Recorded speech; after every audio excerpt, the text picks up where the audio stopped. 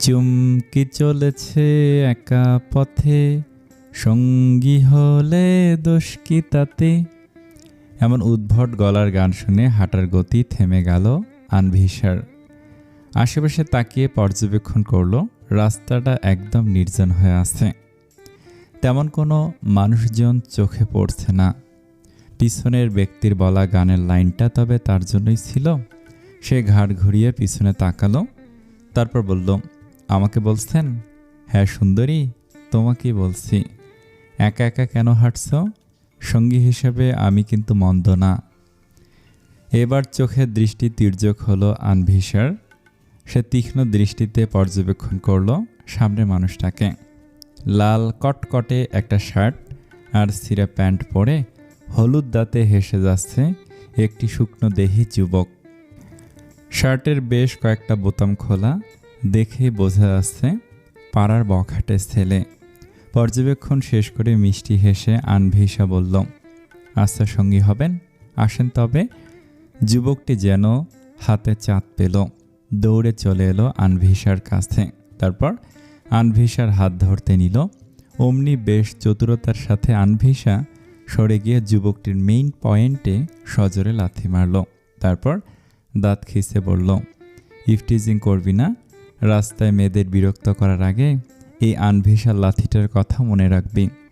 সব মেয়েরা দুর্বল হয় না, কিছু কিছু মেয়ে আনভিসাও হয়, যারা অন্যায় দেখলে প্রতিবাদ করতে জানে। এবং তোদের মতো চুনুপুটিদের শায়েস্তা করা আনভিসাদের বা হাতের খেল। বলেই সামনে হাঁটা দিল আনভিসা, পেছনে ফেলে গেল ব্যথায় কাতর এক বখাটেকে। এতক্ষণ যাকে দেখলেন সে আনভিসা। পুরো নাম আনভিসা মির্জা। বাবা গত হয়েছেন বছর 10 আগে। বাবা গত হওয়ার পরপরই বাবার বাড়ির আত্মীয়রা আসল রূপ দেখিয়ে দিয়েছে। বাবার সব সম্পত্তি জোর করে কেড়ে নিয়েছে চাচারা। ছোট্ট মেয়ে আনভিসাকে নিয়ে চৈতালি শেখের ঠাঁই হয় বাবার বাড়িতে। কিন্তু তিনি খুব আত্মমর্যাদা সম্পূর্ণ মানুষ হয় কারোর দয়ে বাঁচতে চাননি। তারপর বাবার বাড়ির পাশেই ছোট্ট প্রাইমারি স্কুলে চাকরি নেন। বাবার বাড়ির নিজের ভাগের সম্পত্তির অর্থ থেকে একটি ছোট্ট একতলা বাড়ি করেন। মেয়েকে নিয়ে একা হাতে বড় করেন তিনি। আগের বছরে ঢাকা বিশ্ববিদ্যালয়ে চান্স পায় আনভিসা, কিন্তু চৈতালি শেখ মেয়েকে একা ছাড়তে পারছিলেন না, আবার নিজে মেয়ের সাথে আসতে পারছিলেন না চাকরির কারণে। অতঃপর মাকে অনেক কষ্টে বুঝিয়ে আনভিসা এসেছে তার স্বপ্নের বিশ্ববিদ্যালয়ে ঢাবিতে পড়তে। দু চোখে স্বপ্ন আর মাকে একা রেখে আসার বিষাদ সব মিলিয়ে সে পা রেখেছিল ঢাকা শহরে। যথেষ্ট বুদ্ধিমতী এবং শক্ত ব্যক্তিত্বের আনভিসা ধীরে ধীরে নিজেকে মানিয়ে নেয় এই ধুলোবালিময় দূষিত শহরে। এখানে আসার পর থেকে মায়ের কাছ থেকে সে 1 টাকাও নেয়নি। 4টে টিউশন করায় সে। সেসব দিয়েই তার নিজের পড়াশোনার খরচ আর খাওয়া থাকার ব্যবস্থা হয়ে যায়। 3 বান্ধবী মিলে শেয়ার করে একটি বাসা নিয়েছে। হোস্টেলের রান্না গলা দিয়ে নামবে না বলে, তাছাড়া প্রাইভেসি এবং র্যাগিংয়ের বিষয় তো আছেই। তাই এই আলাদা বাসার ব্যবস্থা। বাকি কথা গল্পেই জেনে নেবেন। ছোট্ট দোতলা বাড়ির সামনে সে দ্রুত পায়ে দোতলায় উঠে গেল আনভিসা। ব্যস্ত হাতে কলিং বেলে চাপ দিল 1বার 2বার, তারপরই সামনের দরজা খুলে গেল। ভেসে উঠল রোশনির হাস্যোজ্জ্বল মুখ। কিরে আনভি, এত দেরি হলো কেন তোর? আগে ভেতরে যেতে দে তো। রোশনির খেয়াল হলো সে দরজা আটকে দাঁড়িয়ে আছে। খেয়াল হওয়ার সাথে সাথে নিজের মাথায় নিজে চাপড় মেরে বলল, আনভিসা। ভিতরে ঢুকে ব্যাগটা নিচে ফেলে ক্লান্ত শরীরটা এড়িয়ে দিল সোফায়। এর মধ্যেই রোশনি দরজা লাগিয়ে রান্নাঘরে চলে গিয়েছে। ফিরে এলো হাতে একটি পানির গ্লাস নিয়ে। সেটা আনভিসার দিকে বাড়িয়ে দিয়ে বলল, নে ঠান্ডা পানিটা খা। শরবতই করতে, কিন্তু বাসায় লেবু নেই। আজকে বলেছে আসার সময় নিয়ে আসতে। রোশনির পানে তাকিয়ে তার হাত থেকে ঠান্ডা পানির গ্লাসটা নিতে নিতে রোশনিকে শুধালো, তাজ কখন ফিরবে? বলল তো সন্ধ্যা হবে, বোধহয় 7টা বাজবে। আচ্ছা, তুই আগে ফ্রেশ হয়ে আয়। বাইরে যে গরম পড়েছে, শরীর সিদ্ধ হয়ে যায় এই গরমে। হ্যাঁ রে, কতদিন হলো আমার প্রাণসখী বৃষ্টির দেখা পাই না। বৃষ্টি নাকি তার প্রাণসখী।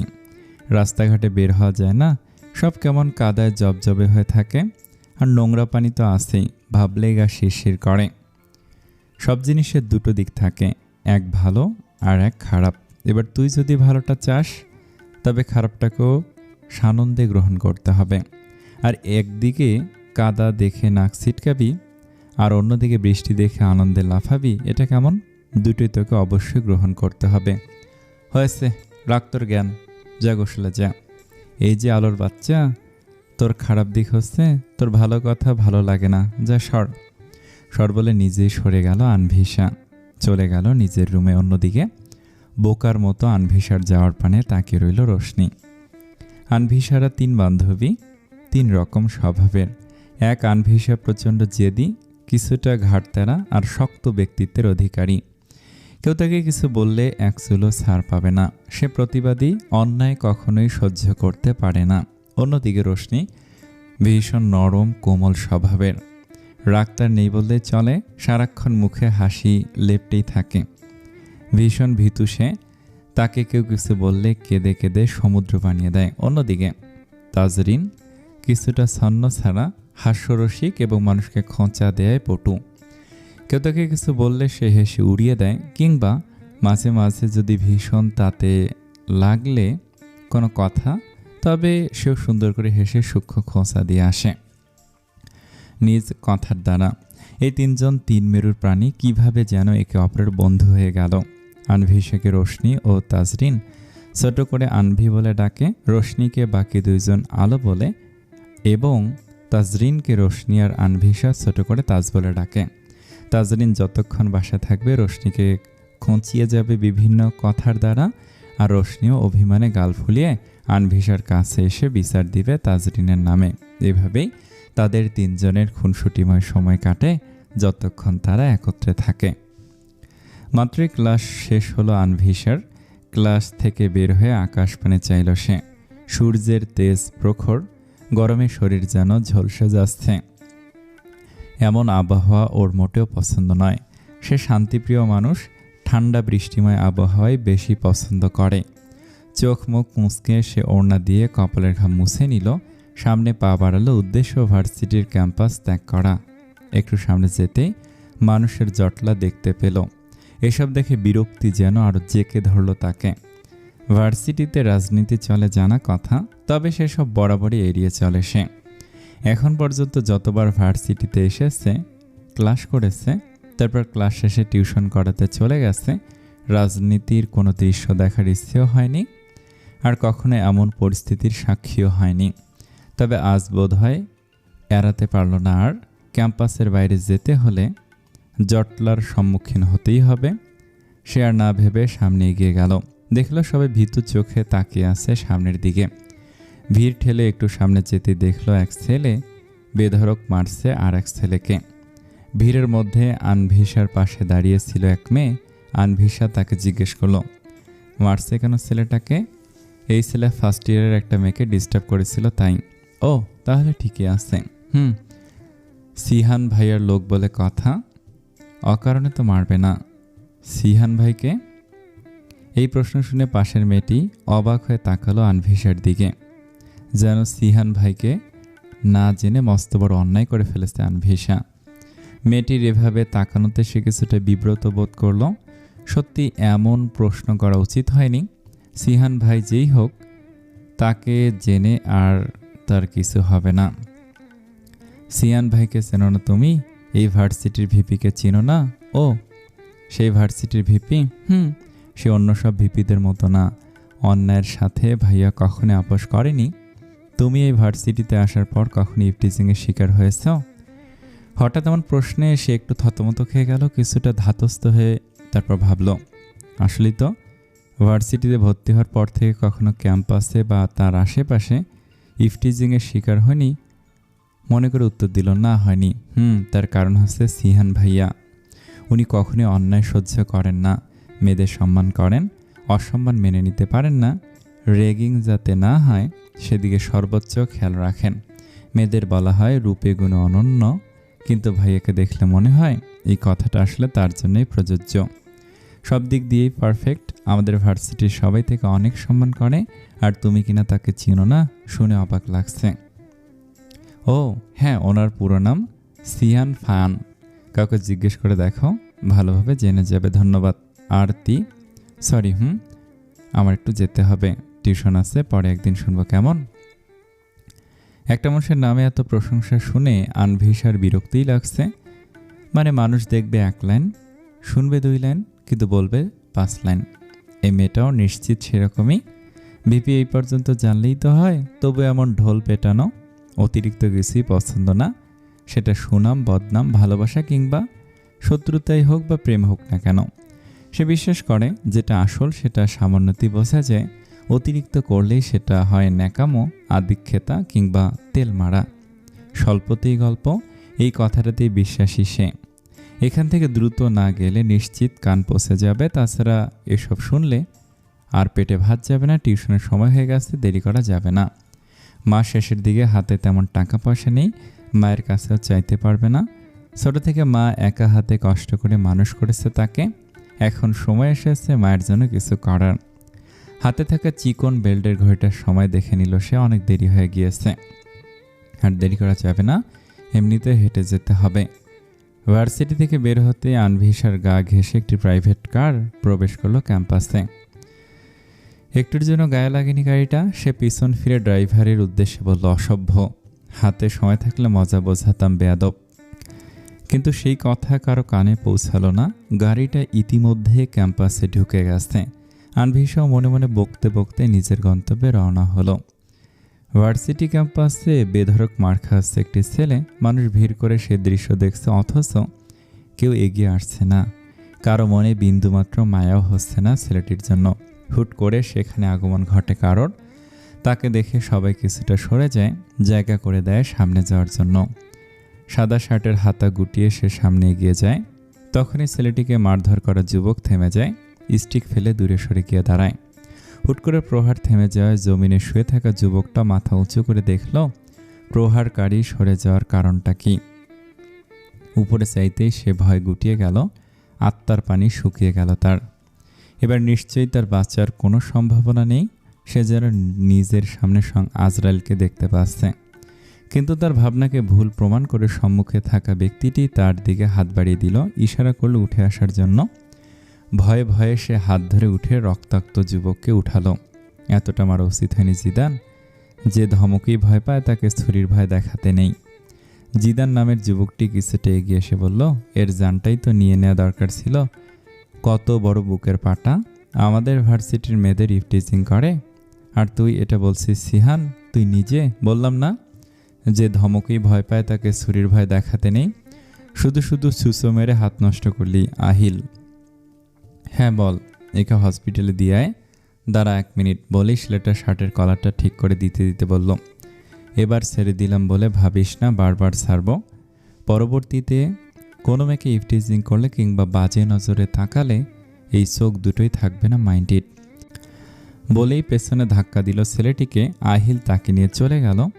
তারা চলে যেতে সিহান পেছনে ফিরে সবার উদ্দেশ্যে বলল, আশা করি এমন স্পর্ধা আর কারোর হবে না। এই ভার্সিটিতে যদি কোনো অন্যায় আমার চোখে পড়ে তবে অন্যায়কারীকে এখানে জ্যান্ত পুঁতে দেব। চল জিদান। জিদানকে সঙ্গে নিয়ে প্রস্থান করলো সিহান। এরপর সবাই নিজেদের মধ্যে কথা বলতে বলতে সরে গেল। তুই একে ছেড়ে দিলি কেন সিহান? মানুষ চিনি আমি, ওটা ছিল মুরগি আর কারো ট্রাম্প কার্ড। তার চোখে ভীতি দেখেছি। এমন মুরগি নিজে থেকে আমার সামনে আসবে না। মূলত সে আমার নজরেই পড়তে চেয়েছিল। আচ্ছা বাদ দে সেসব কথা, শোন, অল্পতে মাথা গরম করবি না। এটা তোকে কতবার বলেছি। শালারা এমন কাজ করে, মাথা গরম নিজে থেকেই হয়ে যায়। আমি কি করব? রাগ নিয়ন্ত্রণ করতে শিখতে হবে তোকে। তুই গিয়ে খুব শিখিস, আমাকে বলিস না, আমি জানি, কিন্তু তোকে শিখতেই হবে। এবার জিদান মুখটা বেজার করে বলল, চেষ্টা করব। গুড বয়, এখন চল, আজ একটা মিটিং আছে, ওটা অ্যাটেন্ড করা ইম্পর্টেন্ট। হ্যালো, এই আলোর বাচ্চা, জানালা খোলা, ফাজিল ভাইয়া, না হলে ঝড়ে তুই সহ বাড়িঘর শুদ্ধ উড়ে চলে যাব। রোশনি নিজ রুম থেকে ছুটে ড্রয়িং রুমে এলো। এদিক সেদিক তাকিয়ে কাউকে খুঁজছে সে। কিরে, কি বললাম কানে গেল না? এমন ভেবলির মতো এদিক ওদিক তাকাচ্ছিস কেন? আনভি কই? এই প্রশ্নের বিপরীতে প্রশ্ন শুনে ভুরুকুটি করে তাকালো তাজরিন। কিছু একটা ভেবে হেয়ালি করে উত্তর দিল, কই আবার, তার প্রাণ সখী আসার খুশিতে সে মনের সুখে খিচুড়ি রান্নায় ব্যস্ত। রোশনি আর কোনো বাক্য ব্যয় না করে ছুটে গেল রান্নাঘরের দিকে। তা দেখে তাজরিন চেঁচিয়ে বলল, আলোর বাচ্চা, তোকে আমি কি বলেছিলাম? আর একবার কোনো কাজ করতে বলিস, আমায় যদি করেছি তবে আমার নামও তাজরিন তেহজিব না। রোশনিকে বকতে বকতে নিজে গিয়ে জানালা আটকে দিল। রোশনি আনভিসার কাছে গিয়ে কাঁদো কাঁদো মুখ করে অভিযোগের ভঙ্গিতে বলল, এই আনভি, পাশানি তুই খিচুড়ি রান্না করিস আর ওইদিকে তাজ সব সময় নিচে বসে থেকে আমাকে দিয়ে কাজ করে দেখ। আরামের সোফায় বসে থেকে আমায় ডাকে জানালা লাগাতে, কিন্তু তার 2 হাত তো দূরেই জানালা, সে চাইলেই লাগাতে পারে। তা না করে রুম থেকে আমায় টেনে এনে খাটানোর ধান্দা। আনভিসা নিজের হাসি দমিয়ে রেখে মুখটা বেজার করে বলল, ইস, এ তো ভারী অন্যায়। এমন অবলা অসহায় নিরীহ মেয়েটার সাথে এসব করা মোটেও ঠিক না। রোশনি তার সমর্থনের কথা শুনে মাথা দুলিয়ে বলে, হ্যাঁ। পরক্ষণে আনভিসার ভাবভঙ্গি বুঝতে পেরে চিৎকার করে বলে, আনভি, তুই অমজা নিচ্ছিস? এই না না, আমার কি তেমন সাহস আছে নাকি? এসব কি বলিস? কথার পিঠে রোশনি কিছু বলতে যাবে, ঠিক তখনই সেখানে উপস্থিত হয় তাজরিন। আনভি, আমি আলোর বাচ্চাকে একটা কাজ দিলাম, সে সেটা না করে পালিয়ে তোর কাছে চলে এলো। কত অবাধ্য দেখেছিস? এই সাধারণ কাজটা তুই নিজেই করতে পারতি তাজ। আবার কথা বলে, এটা যদি সাধারণ কাজ হতো তাহলে তুই পালিয়ে এলি কেন? সি আলো, এমন সাধারণ কাজও পারিস না, তোর ভবিষ্যৎ জামের কপাল পুড়ল। দেখেছিস আনভি, ও আবার আমার পিছনে লাগছে। আমি কিন্তু বাইরে বেরিয়ে যাব বলে দিলাম। সি আলো, তুই শেষমেশ ঝড়ের মধ্যে প্রেম করবি বলে এই ঝড়ের মধ্যে বাইরে বেরোবি? আহারে বেচারা, তোর ভবিষ্যৎ জামের কপাল তবে ডাবল পোড়া। তাজের বাচ্চা, তোরা দুটো কি থামবি নাকি? তোদের এখনই বাসা থেকে বের করে দরজা লাগিয়ে দিব। তাজ, খিচুড়ি রান্না শেষের দিকে তুই 3টে কাঁচামরিচ কেটে দে তো, খিচুড়িতে দিতে হবে। রোশনিকে খোঁচানোর ইতি ঘটিয়ে মরিচ কাটতে লেগে গেল তাজরিন। কাটাকুটির ফাঁকে আর চোখে আনভিসার দিকে তাকে প্রশ্ন করল, কিরে, আজ এত আগে রান্না বসিয়ে দিলি আর নিজে রান্না করছিস? সূর্য কোন দিকে উঠল? তাজরিনের মশকরা বুঝতে পারল আনভিসা, তবে গায়ে মাখল না সেসব। উল্টো খুশি মেজাজে বলল, বারে, কতদিন পর আমার প্রাণ সখীর সাক্ষাৎ পেতে চলেছি, তার সঙ্গে সময় কাটাতে হবে না, তাই সব কাজ শেষ করে রাখছি। প্রাণ সখী এলেই ছুটে যাব সাক্ষাৎ করতে, এরপর এসে গরম গরম খিচুড়ি আর বেগুন ভাজা খাবো। আর তুই এমনভাবে বলছিস যেন আমি কখনোই রান্না করি না। না করিস তো, তবে অনেকদিন পর এলি তো তাই। সময় পেলে আসি, সময়টাই বা পাই কই, দেখেছিসই তো। ওই ভূতনির মুখ হুতুম প্যাঁচার মতো করে রেখেছে কেন রে? এই, তুই কাকে ভূতনি বললি? কাকে আবার? অবশ্যই আলো নামের এক ললনাকে। এবার রোশনির ঠোঁটের কোণে হাসি ফুটল। সে অতি উৎসাহের সাথে বলল, ভালো ভালো, আরও বেশি করে বল, তাতে আমার কি? আমার নাম তো আর আলো না। তাজরিন মরিচের বাটিটা আনভিসার হাতে ধরিয়ে দিয়ে ভুরু কুচকে তাকালো রোশনির দিকে, তারপর প্রশ্ন করল, আমরা তোকে কি ডাকি? এবার প্রশ্ন শুনে বোকা বোকা স্বরে জবাব দিল রোশনি, আলো। তাহলে আলোকে আমি, তাহলে ভূতনিকে আমি। বলতে বলতে খেয়াল হলো তাজরিনের চাল। সে হাত দিয়ে চোখের চশমাটা ঠিক করে চেঁচিয়ে বলল, এই তাজ, তুই আবার আমাকে বোকা বানাচ্ছিস? রোশনির এমন কথা শুনে আনভিসা এবং তাজরিন দুজনে উচ্চস্বরে হেসে উঠল। প্রতি উত্তরে রোশনি অভিমানে গাল ফুলিয়ে তাকিয়ে রইল তাদের দিকে। একটা জরুরি কাজে যাচ্ছিল সিহান। বাসা থেকে বের হওয়ার সময় আবহাওয়া ভালোই ছিল, কিন্তু মাঝ রাস্তায় আসতেই বাঁধল বিপত্তি। এমন ঝড় বৃষ্টি শুরু হলো যে দিনের বেলাতেও যেন ধরণীতে রাত নেমে এসেছে। এই অবস্থায় ড্রাইভিং করা বিপজ্জনক, তাই গাড়িটা এক সাইডে দাঁড় করিয়ে সে গাড়ির স্টিয়ারিংয়ে মাথা এলিয়ে দিল। তখনই তার ফোন বেজে উঠল। সে বিরক্তির কপাল কোসকে ফোন রিসিভ করলো। হ্যালো সিহান, কই তুই? তোর শ্বশুরবাড়িতে। কি? আমি এখনো বিয়ে করলাম না, আর তুই আমার বিয়ের আগেই আমার শ্বশুরবাড়ি চলে গেলি আমাকে না নিয়ে? Stop nonsense. ফোনের অপর পাশে থাকা আহিল এমন ঝাড়ি শুনে থতমত খেয়ে গেল। তারপর বলল, আরে আমি কি করলাম? তুই এই তো বললি আমার শ্বশুরবাড়িতে। আহিল, এই মুহূর্তে যদি আমি তোর বাসায় যাই কেমন হবে বলতো? এমন প্রশ্নের আড়ালে বিপদের আশঙ্কা বুঝতে পারল আহিল, তাই কথা ঘোরানোর জন্য বলল, আরে আমি তো মজা কো। Hello hello Ahil, speak up. Ahil ওপাশ থেকে কোনো প্রত্যুত্তর না পেয়ে ফোনটা কান থেকে নামিয়ে দেখে নেটওয়ার্ক এরর দেখাচ্ছে, অর্থাৎ ঝড় বৃষ্টির সাথে ফোনের নেটওয়ার্ক উড়ে গিয়েছে। এটা দেখে সিহান রাগে ফোনটাকে গাড়ির পেছনে সিটের দিকে ঢিল মেরে বলল, রিডিকিউলাস, এই নেটওয়ার্কও স্টুপিড হয়ে গিয়েছে। এরপর গাড়িতে রাখা পানির বোতলটা নিয়ে একটু পানি খেলো। সে এদিক সেদিক এলোমেলো দৃষ্টি ফেলে চারপাশে পর্যবেক্ষণ করে নিল। বৃষ্টির বেগ অতিমাত্রায় বৃদ্ধি পেয়েছে, আশেপাশের সব বৃষ্টির জন্য ঝাপসা দেখা যাচ্ছে। সে গাড়িতে থাকা রেডিওটা অন করলো। তখনই ভেসে এলো গানের কয়েক লাইন। সা সা সা সা সা সা সা সারে পাদানি, প্রেমের কাহিনী। চিরচেনা গানের সুর শুনে একটু নড়েচড়ে বসলো সিহান। তারপর সাউন্ডটা একটু বাড়িয়ে দিল। কাজের ব্যস্ততা, পড়াশোনার চাপ সব মিলিয়ে বহুকাল হলো এমন গান শোনা হয়ে ওঠে না তার। আজ হঠাৎ করে গানটা শুনে অন্যরকম ভালো লাগছে, যেন প্রকৃতির সাথে মিলিয়েই গানটি বাজাচ্ছে। গান শুনতে শুনতে সে বাইরে বৃষ্টির পানে তাকালো। হুট করে তার চোখ থমকে গেল কিছুটা দূরে, দোতলা বাসার ছাদের উপরে। এতটা ভালোভাবে দেখা না গেলেও মোটামুটি দেখা যাচ্ছে এক রমণীকে, যে পাখির মতো দুহাত মেলে বৃষ্টি বিলাসে মগ্ন। ওদিক তাকিয়ে থাকতে থাকতে বৃষ্টির বেগ আগে থেকে কিছুটা কমে এলো। এবার স্পষ্ট দেখা যাচ্ছে মেয়েটিকে। সিহানের দৃষ্টি যেন থমকে গেল সেদিকেই। দেখতে আহামরি কিছু না, একদম সাধারণ মেয়েদের মতোই, তবু কি যেন বিশেষ বা সাধারণের মধ্যেও অসাধারণের কিছু আছে মেয়েটির মধ্যে, যা ওই রমণীর দিকে দৃষ্টি নিবদ্ধ করে রাখতে বাধ্য করছে স্বয়ং সিহান ফাহানকে। এক ধ্যানে সেদিকেই তাকিয়ে রইল সিহান, আর কানে বাজলো গানের পরের লাইনগুলো। এলো মেঘ যে এলো ঘিরে বৃষ্টি সুরে সুরে শোনায় রাগিনী, মনে স্বপ্ন এলোমেলো এই কি শুরু হলো প্রেমের কাহিনী। এলো মেঘ যে এলো ঘিরে বৃষ্টি সুরে সুরে শোনায় রাগিনী, মনে স্বপ্ন এলোমেলো এই কি শুরু হলো প্রেমের কাহিনী। রিমঝিমে ধারাতে চায় মন হারাতে, রিমঝিমে ধারাতে চায় মন হারাতে, আগে কত বৃষ্টি যে দেখেছি শ্রাবণে, জাগেনি তো এত আশা ভালোবাসায় মনে। আগে কত বৃষ্টি যে দেখেছি শ্রাবণে, জাগেনি তো এত আশা ভালোবাসায় মনে। আগেও এই গান সিহান শুনেছে, তবে এমন অনুভূতি তো হয়নি। তবে আজ কেন এই গানের সাথে রমণীর ভিজতে থাকা মুখবয়ব, খুশিতে বাচ্চাদের মতো লাফানো, সব মিলিয়ে তার হার্টবিট মিস করছে যেন। এত মনোমুগ্ধকর লাগছে কেন দৃশ্যটা, কতক্ষণ তাকিয়েছিল সেই খেয়াল নেই সিহানের।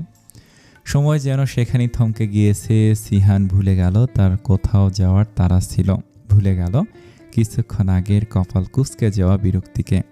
সে ভুলে গেল সময় জ্ঞানকে, শুধু চোখে ধারণ করে চলল এক অতি সাধারণ কিন্তু তার আঁখি যুগলে বন্দী হওয়া অসাধারণ দৃশ্যপটকে।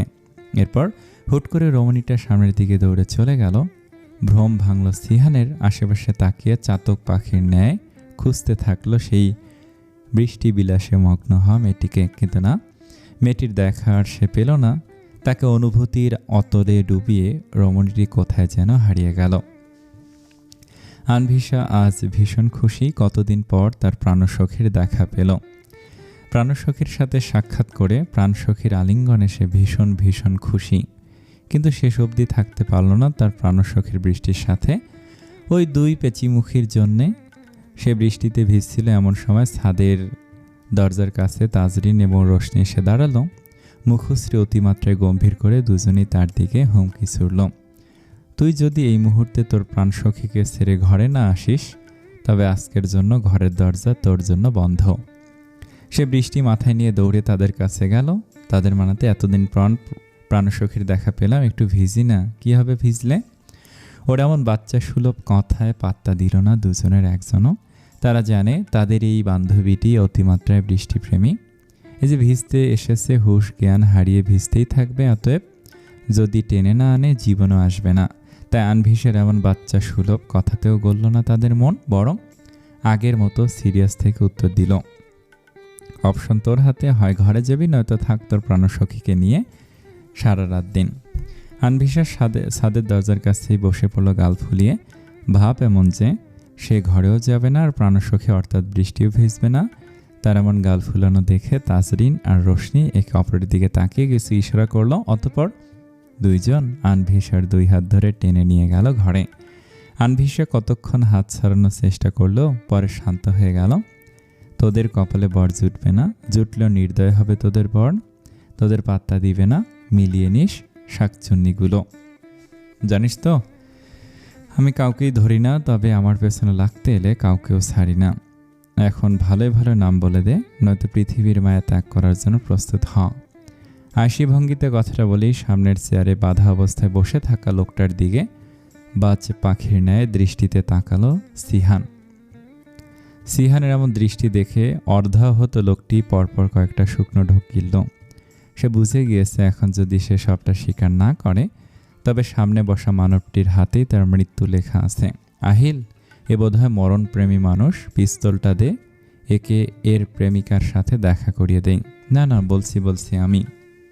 দ্রুত বল, এবং যা বলবি ডিরেক্ট পয়েন্টে বলবি। পয়েন্টে কথা না বলে নিজের হয়ে সাফাই গেলে কিংবা তালবাহানা করলে, এই যে বন্দুকটা দেখছিস, এর ভিতরে কয়েকটা গুলি পয়েন্টের বাইরে গিয়ে তোর কপালে ফুটো করবে। আমি তো ডিলে কাজ করি, আমাকে ফোন দিয়ে শুধু বলা হয়েছিল আপনাকে যদি খুন করতে পারি তবে আমাকে 2 লাখ টাকা দেবে। লোকটার সাথে ডিল ফাইনাল হওয়ার পর আমাকে অর্ধেক টাকা অর্থাৎ 1 লাখ টাকা দেয় আর বলে বাকি কাজ শেষ হলে দেবে। টাকাটা কি সরাসরি সামনাসামনি দিয়ে গেছে না একটা অ্যাকাউন্ট থেকে দিয়েছে? আর তাছাড়া শুধু ফোনেই কথা হয়েছে, তার সাথে আমার দেখা হয়নি। আচ্ছা, তাহলে তুই আমাকে মারতে আসার জন্য কিংবা মুখ না খোলার জন্য মারবি না, মরবি তোর কাজের জন্য, কন্ট্রাক্ট কিলিংয়ের জন্য। স্যার দয়া করে মাফ করেন, আমি এই কাজে আসতে চাইনি স্যার কখনোই, কিন্তু আমার মায়ের ক্যান্সার, তার চিকিৎসা করার জন্য অনেক টাকা প্রয়োজন। সবার কাছে হাত পেতেছি, বিনিময়ে উল্টো লাঞ্ছনা পেয়েছি স্যার। এই স্বার্থপর পৃথিবীতে স্বার্থপর মানুষজন আমায় সাহায্য করেনি। আগে ছোটোখাটো একটা কাজ করতাম, ওটা থেকে সংসার চলেও মায়ের চিকিৎসা করার মতো টাকা হতো না। আমি বাধ্য হয়ে এই পথে এসেছি স্যার, বিশ্বাস করুন। নিজের কথা শেষ করে লোকটি কান্নায় ভেঙে পড়ল। লোকটির দিকে কিছুক্ষণ তাকিয়ে থেকে আহিলকে ডাকলো। সিহান, আহিল, ওর পরিবারের হিস্ট্রি বের কর, ওর কথা যদি সত্যি হয় তবে ওকে ছেড়ে দিবি, আর একটা কাজ দিবি, পরে বলবো সেটা কি। তারপর লোকটির দিকে তাকে বলল, তোকে ছাড়বো তবে এক শর্তে। কি শর্ত স্যার? এসব কন্ট্রাক্ট কিলিং কিংবা যে কোনো বেআইনি কাজ ছেড়ে দিবি। তোকে ছেড়ে দেওয়ার পর হয়তো তোর এসব কাজের প্রয়োজন পড়বে না, তবে জানিস তো রক্তের নেশা এক অন্যরকম নেশা, এটা আফিমের চেয়েও বেশি নেশালো। তাই আমার মনে হয় না এই নেশা সহজে ছাড়তে পারবি, কিন্তু ছাড়তেই হবে, না হলে এবার তো ছেড়ে দিচ্ছি, পরের বার একদম উপরে পাঠিয়ে দেবো। জি স্যার, আমি ছেড়ে দেব, দরকার হলে আমি আর আমার বউ বাচ্চার কিডনি বেঁচে হলেও মায়ের চিকিৎসা করাবো স্যার। বেশি কথা বলিস না, আর একটা কথা বললে বাইরের আলো দেখার আশা ছেড়ে দে। সিহানের এহেন ধমক শুনে লোকটি তৎক্ষণিক চুপসে গেল। লোকটির দিকে এক নজর তাকিয়ে সিহান বেরিয়ে গেল বন্ধ কক্ষটি থেকে। তার পেছনে পেছনে আহিলও বেরিয়ে গেল। বাইরে এসে সিহান পকেট থেকে সিগারেট আর লাইটার বের করে আগুন ধরালো। তারপর নিকোটিনের ধোঁয়া আকাশে ছাড়তে ছাড়তে বলল, বুঝলি আহিল, দারিদ্রতা বড় ভয়ানক জিনিস, আর বর্তমান দুনিয়ায় দরিদ্র হওয়া পাপ সম। দারিদ্র্যের জন্য আর পেটে খিদের তাড়নায় মানুষ যা কিছু করতে পারে। দরিদ্রদের প্রতি মায়া কত মানুষ দেখায়, কিন্তু সবাই উপরে উপরে আসলে কিন্তু কেউ বিপদের সময় এদের 2 পয়সা দিয়ে সাহায্য করতে এগিয়ে আসে না। যদি আসতো তবে পৃথিবীটা অন্যরকম হতো। আহিল নীরবে শুনল শুধু, আর একটু মাথা নাড়ল। প্রসঙ্গ পাল্টে সিহান বলল, ওই লোকের ফোনটা তোর কাছে আছে না আহিল? হ্যাঁ, কল লিস্ট চেক কর, ওই নম্বর বের করে ইনফরমেশন নে। কোন শালার এত বড় বুকের পাটা যে সিহান ফায়ানকে মারতে লোক পাঠায়? আচ্ছা, আমি যাচ্ছি, এই দিকের কাজ শেষ করে তুইও বাসায় চলে যাস। হ্যাঁ, জিদানের সাথে কথা হয়েছে তোর? আহিল কাঁদো কাঁদো মুখ করে বলল, না, ওই শালা আমার ফোন ধরছে না। কি বলেছিলি তুই ওকে? তেমন কিছু না, শুধু বলেছিলাম ও বিয়ে না করলে ওর ভবিষ্যৎ বউকে আমি বিয়ে করে নেব। তোর মাথা যে ফাটায়নি এই তো অনেক। সিহান, তুই আমার দুঃখটা বুঝলি না। সিহান আর কিছু না বলে স্থান ত্যাগ করলো। হাঁটতে হাঁটতে গাড়ির কাছে গিয়ে পকেট থেকে কালো সানগ্লাসটা বের করে চোখে পড়ে নিল। এরপর সূর্যের দিকে তাকিয়ে বিরক্তিতে কপাল কুঁচকালো। সূর্যকে গালি দিতে দিতে গাড়িতে উঠে বসলো। শালা, তোর কেন উঠতে হবে আজ? একটু বৃষ্টির সাথে সন্ধি করতে পারিস না? বৃষ্টি হলেই তো আমি দেখা পেতে পারি সেই। আর কিছু বলল না, অক্কি পথে ভেসে উঠল সে বৃষ্টির দিনে বৃষ্টি বিলাসে মত্ত এক ললনার ছবি। চোখ বন্ধ করে বিড়বিড় করলো সিহান, কে তুমি মেয়ে? এভাবে আমাকে জ্বালাচ্ছ কেন? এই সিহান ফাহানকে জ্বালালেও ঝলসে যেতে হয়, সে কথা কি জানো? সেদিনের পর সিহান আরও অনেকবার গাড়ি নিয়ে সেই রাস্তা দিয়ে গিয়েছে। প্রতিবারই ওই নির্দিষ্ট বাড়িটার সামনে গাড়ি থামিয়ে দোতলা বাড়িটার ছাদের দিকে তাকিয়ে থেকেছে ঘন্টার পর ঘন্টা। তবে সেই কাঙ্ক্ষিত রমণীর দেখা সে আর পায়নি। চল না প্লিজ আনভি, একটু ফুচকাই তো খেতে চাইলাম, বেশি কিছু না তো। আমাদের চশমিশ ভালো এত করে বলছে যখন, তাহলে আয়না আনভি, একটু ফুচকা খাই। এমন সম্বোধন শুনে ভুরু কুচকে তাকালো রোশনি। তাজরিন মোটেও এত ভালো নয় যে তাকে সমর্থন করবে। নিজেও ফুচকা খাওয়ার লোভে তার হয়ে সাফে গেল আর কি। সবই বুঝে রোশনি ভেবে সামনে আসা চুলগুলো ভাব নিয়ে পিছনের দিকে ফেলে দিল। আনভি সে বিরক্তিতে কপাল কুচকালো। এই মেয়ে দুটো ফুচকাতে কি পায় কে জানে। ফুচকা খাওয়ার সময় এমনভাবে করে খায় যেন অমৃত খাচ্ছে, অথচ তার ফুচকা দেখলে কেউ ঘিন ঘিন করে। সে একবার ফোনে ভিডিও দেখছিল ফুচকা কিভাবে বানায়। ওই ভিডিওর কথা ভাবলেই এখনও বমি চলে আসে। আর সেদিনও তো আফনানকে পড়াতে যাওয়ার সময় এক ফুচকাওয়ালাকে দেখলো পরিদেহ বস্ত্রটায় মানে লুঙ্গিতে হাত মুছে সে হাত দিয়ে আবার ফুচকা বানিয়ে মানুষকে খাওয়াচ্ছে। ইস, ভাবলেই কেমন একটা লাগে। আর এসব অখাদ্য খাবে কি করে এই দুটো? তোদের এত মন চাইছে এই অখাদ্য খেতে, তো খা না তোরা, আমি কেন টানছিস? এবার রোশনির আগে তাজরিনী বলল, আচ্ছা তোর খেতে হবে না, শুধু আমাদের সঙ্গে একটু বসবি।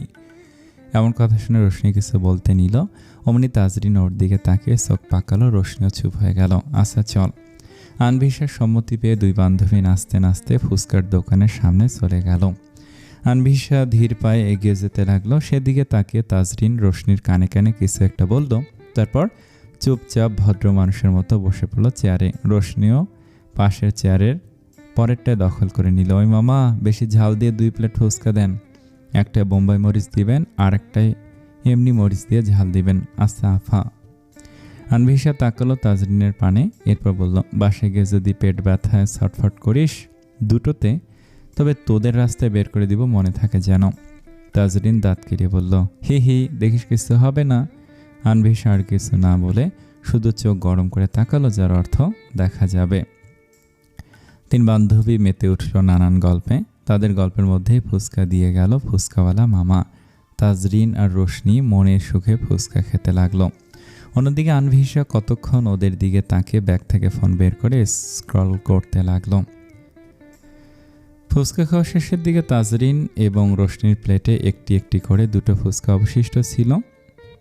এর মধ্যেই রোশনি আর চোখে তাকালো তাজরিনের দিকে। তাজরিনও তাকালো। দুজন দুজনকে কিছু ইশারা করতে তাজরিন টান দিয়ে আনভিসার ফোনটা নিয়ে রেখে দিল পাশের চেয়ারে। আর রোশনি আনভিসাকে কাতুকুতু দেওয়া শুরু করলো। হুট করে এমন কাণ্ডে আনভিসা অবাক হয়, সময়টুকু পেল না, হাসতে শুরু করলো সে। আর এই সুযোগে তাজরিন নিজের প্লেটের ফুচকাটা আনভিসার মুখে ঠুসে ঢুকিয়ে দিল। আনভিসা কোনোরকম নিজের মুখের ফুচকাটা গিলে কিছু বলতে উদ্যত হলো, অমনি রোশনিও নিজের প্লেটের ফুচকাটা আনভিসার মুখে পুড়ে দিল। তবে এবার ঘটল অঘটন। ফুচকা নাকে মুখে গিয়ে কাশি উঠে গেল আনভিসার। সেই কাশি তো থামার নয়, কাশতে কাশতে নাক মুখ লাল হয়ে চোখ দিয়ে পানি চলে এসে গেল তার। এদিকে রোশনি আর তাজরিন ব্যস্ত হয়ে গেল আনভিসার কাশি থামাতে। একদিকে রোশনি পিঠে মাথায় চাপড়ে দিচ্ছে, অন্যদিকে তাজরিন ছুটে গেল ফুচকাওয়ালা মামার কাছে। সেখান থেকে একটা বোতল পানির এনে দিল আনভিসাকে। আনভিসা কোনো রকম খেলো পানিটা। এরপর আরও 2 মিনিট পর কাশি থামলো। এদিকে রোশনি অপরাধী মুখ করে বসে আছে। তাজরিন চোখ গরম করে ওর দিকে তাকিয়ে আছে। আনভিসা চেয়ার ছেড়ে উঠে দুজনের দিকে তাকালো। এরপর চেয়ার থেকে তার ফোনটা নিয়ে দুজনকে বলল, আমার যেতে হবে, টিউশন আছে, তোরা দুজন চলে যা।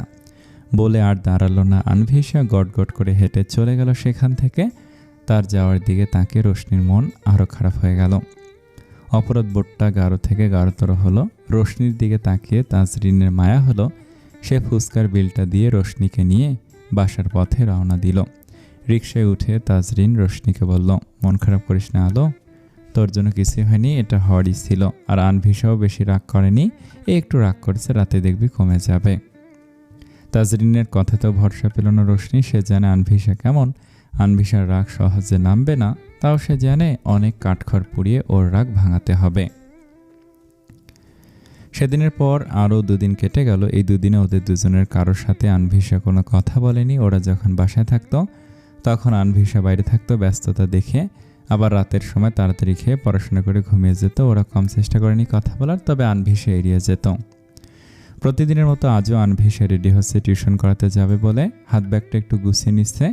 কাজ যে শেষ হতেই পিছন ফিরে তাকিয়ে দেখলো রোশনি দাঁড়িয়ে আছে তার পেছনে। বরাবরের মতোই রোশনিকে এড়িয়ে চলে যেতে নিল। রোশনি পথ আটকে দাঁড়ালো। রোশনি, আমার কাজ আছে, যেতে দে, সময় নেই। রোশনির সম্বোধন শুনে এবার রোশনিকে দেই দিল। আনভিসা যখন অনেক বেশি রেগে যায় তখনই রোশনিকে রোশনির নামে সম্বোধন করে, না হলে সবসময় ভালোবেসে আলো ডাকে। এমনি রোশনি নরম মনের, তার ওপর আনভিসা 2 দিন যাবত তার সাথে একটু কথা বলছে না। আবার এখন রোশনি ডাকলো, সব মিলিয়ে সে আর কান্না আটকাতে পারেনি। রোশনির কান্না দেখে আনভিসা হতভম্ব হয়ে গেল। কি হলো, কাঁদছিস কেন? হুট করে রোশনি জাপটে জড়িয়ে ধরল ওকে। প্লিজ মাফ করে দে না আনভি, আমি কানে ধরছি, তোকে জীবনও জোর করে ফুচকা খাওয়াবো না, তোর ইচ্ছার বিরুদ্ধে জোর করে কিছু করবো না, সত্যি বলছি। কান্নার কারণে কথা আটকে যাচ্ছে রোশনির। আনভিসা বোকা মেয়েটার এমন কাণ্ড দেখে আর রেগে থাকতে পারলো না। সে রোশনিকে সোজা করলো, এরপর বলল, আর করবি এমন? রোশনি সমানে ডানে বামে মাথা নাড়ল, যার অর্থ আর কখনই এমন করবে না। আচ্ছা যা, মাফ করলাম। শুধু কি ওকে মাফ করবি? আমি কি বানের জলে ভেসে এলাম? এই দেখ, আমিও কান ধরছি, আর কখনই এমন হবে না, ক্ষমা করে দে না এই অধমটাকে। তাজরিনের এমন ভঙ্গিতে কথা শুনে আনভিসা ফিক করে হেসে দিল, এরপর হাত বাড়িয়ে দিল তাজরিনের দিকে। তাজরিন দৌড়ে এসে জাপটে ধরল আনভিসাকে। রোশনিও অন্য পাশ থেকে প্রাণপ্রিয় বোনসম বান্ধবীকে জড়িয়ে ধরল। ওদের পাগলামো দেখে হেসে দিল আনভিসা। আজ সূর্যের তাপ নেই বললেই চলে। ঠান্ডা হিমশীতল বাতাস মানুষের মন প্রাণ ছুঁয়ে অন্তর শীতল করে দিচ্ছে। কড়া তাপদাহের পর এমন শীতল বাতাস যেন এক টুকরো প্রশান্তির নাম। আনভিসার আজ টিউশন ছিল, তবে সে গিয়ে দেখে স্টুডেন্টের ফ্যামিলি তাকে না জানিয়ে গ্রামের বাড়িতে চলে গিয়েছে। সে কথাও তার ফোন দিয়ে জানতে হয়েছে, তবে তার এসবে আফসোস নেই, বরং এসব ভাবলেই ভিতর থেকে এক দীর্ঘশ্বাস বেরিয়ে আসে। টিউশনি করালে এমন অনেক ঘটনার সম্মুখীন হতে হয়। আগে মানা হতো শিক্ষক মানে সম্মানীয় ব্যক্তি, তবে আজকাল সে উক্তি তেমন খাটে না, বরং শিক্ষকদেরকে গার্ডিয়ানদের টাকায় কেনা চাকুরি মনে হয়। যদিও এটা সবার ক্ষেত্রে প্রযোজ্য না, ব্যক্তিভেদে ভিন্নতা দেখা যায়, তবে শুনতে খারাপ লাগলেও কথাটি এখনকার তিক্ত সত্য। শিক্ষকদের প্রাপ্য মর্যাদা আজকাল কেউ দেয় না। সেসব ভেবে এক দীর্ঘশ্বাস ফেলল আনভিসা, তারপর তাকালো হাতে থাকা বইটির দিকে। হুমায়ুন আহমেদের অপেক্ষা বইটি সে আসার সময় নীলক্ষেত থেকে কিনে নিয়ে এসেছে। যদিও উপন্যাসটি তার বহুবার পড়া হয়েছে ফোনের পিডিএফে, তবে তার ইচ্ছে ছিল বইটি সংগ্রহ করার। এই উপন্যাসটার প্রতি তার আলাদা আকর্ষণ কাজ করে। বারবার পড়তে ইচ্ছে করে। বইটির মধ্যে থাকা ছোট্ট 4 লাইনের কবিতাটা আনভিসার ভীষণভাবে মন কেড়েছে। সে বিড়বিড় করে লাইনগুলো আওড়ালো। ঘর খুলিয়া বাইর হইয়া জ্যোৎস্না ধরতে যাই, হাত ভর্তি চাঁদের আলো ধরতে গেলেই নাই। অপেক্ষা গল্পের সুরাইয়া চরিত্রটি বিশেষভাবে তার মন কেড়েছে। অপেক্ষা কতটা প্রখর হয়, কতটা বেদনা আর আনন্দের সংমিশ্রণ এতে মিশে থাকে, তা কেবল এই উপন্যাসটি পড়লেই উপলব্ধি করা যায়। আসলে মানব জীবন একটি চক্রের মতো, যার না আছে কোনো শুরু, না আছে শেষ, তবুও মানুষ অপেক্ষা করে যায় এক টুকরো সুখের। কেউ অপেক্ষা করে ভালোবাসার, কেউ অপেক্ষা করে যায় সুদিন দেখার। অপেক্ষাতে মানুষ বাঁচে। হাতের বইটি নিয়ে চলে এলো চিরচেনা জায়গায়, যেখানে সে প্রশান্তি পায়। ঢাকার ধুলোবালিময় শহরের ভিতরে এমন দূষণমুক্ত জায়গা থাকতে পারে, তা হয়তো অনেকেরই কল্পনাতে নেই। তবে এই জায়গার সন্ধান আনভিসা পেয়েছে আরও 6 মাস আগে। সেদিন ওর ভীষণ মন খারাপ ছিল। নিজের জীবনের প্রতি তিক্ততা তাকে গ্রাস করে নিয়েছিল যেন। তখনই দিক বিদিক শূন্য হয়ে হেঁটে হেঁটে এই জায়গাটা এসে পড়েছিল। জায়গাটা দেখে তার চোখ জুড়িয়ে গিয়েছিল, অন্তর বইয়ে গিয়েছিল প্রশান্তির হাওয়া। সে সামনে তাকালো, সবুজে ঘেরা চারিপাশ একটা বড় মাঠ, যেটা পুরোটাই সবুজ ঘাসের আড়ালে লুকিয়ে আছে। সামনে ছোট্ট একটা নদী, নদীর কাছে ছোটখাটো একটা হিজল গাছ। লোক সমাগম তেমন একটা নেই এখানে, দু একজন মানুষ দেখা যায়, তারাও বোধ হয় তারই মতো প্রকৃতিপ্রেমী। একান্তে বসে কেউ বই পড়ে, কেউ বা একাকী সময় কাটায়। এখানে কোনো ব্যস্ততা নেই, নেই কোনো কোলাহল। আনভিসার যখন ভীষণ মন খারাপ থাকে কিংবা ইট পাথরের শহরটায় দম বন্ধ হয়ে আসে, তখনই সে এখানে ছুটে চলে আসে। মাঝে মাঝে সঙ্গে কোনো বই নিয়ে আসে। তার বিশ্বাস, দুটি জিনিসকে বন্ধু বানালে কখনো ঠকে যাওয়ার সম্ভাবনা নেই। এক বই, দুই প্রকৃতি। বই ডুবে থেকে দুঃখ ভুলে থাকা যায় জাগতিক হাহাকার, আর প্রকৃতির সাথে মিশে যেতে পারলে মনের সব দুঃখ কষ্ট উগরে দেয়া যায়। এখানে ভয় থাকে না বিশ্বাস ভাঙার, দুর্বলতা জেনে কখনো সেখানে আঘাত করতে পারে না প্রকৃতি। এখানে কোনো বিনিময়ের প্রত্যাশা থাকে না, যা থাকে সবটাই বিশুদ্ধ সুন্দর। আনভিসা বইটি হাতে নিয়ে হিজল গাছটির নিচে চলে এলো, তারপর সেখানে বসে পড়লো। এরপর আশেপাশে তাকে কিছুটা দূরে দেখতে পারলো একজন লোককে ঘাসের ওপর শুয়ে থাকতে। যদিও চেহারা ভালোভাবে দেখা যাচ্ছে না, তবুও সে আর ওদিকে পাত্তা দিল না। সে মগ্ন হলো তার একান্ত মন খারাপের সঙ্গী বইয়ে। কিছুক্ষণ বইটি পড়ার পর তার আর আগ্রহ হলো না, সে বইটি বন্ধ করে পাশে রেখে দিল। অনেকক্ষণ তাকে রইল বইয়ে চলা নদীর পানির দিকে। তার মায়ের কথা অনেক বেশি মনে পড়েছে। বাড়ি ছাড়ার পর আর দেখা হয়নি মায়ের সাথে, আর যাওয়া হয়নি চিরচেনা শৈশব কাটানো বাড়িটায়।